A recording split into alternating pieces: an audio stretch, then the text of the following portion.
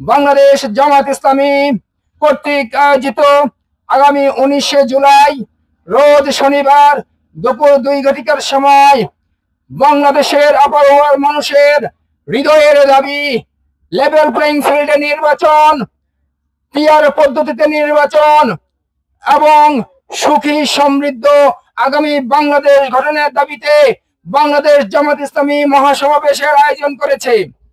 আপনারা জানেন, বাংলাদেশকে বিগত 54 বছর বিভিন্ন দল, বিভিন্ন মত, ব্যক্তিগত স্বার্থ হাসিলের জন্য ব্যবহার করে রাষ্ট্রকে তুমুল ভাবে ক্ষতির সম্মুখীন করেছে। আমরা বলতে চাই, বাংলাদেশ আগামী দিনে একটি মানবিক রাষ্ট্র গঠন হবে।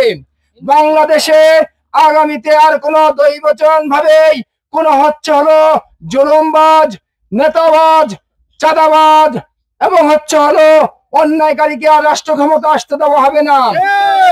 আগামী দিনে রাষ্ট্র ক্ষমতায় দায়িত্ব পালন করবে মানবিক বাংলাদেশে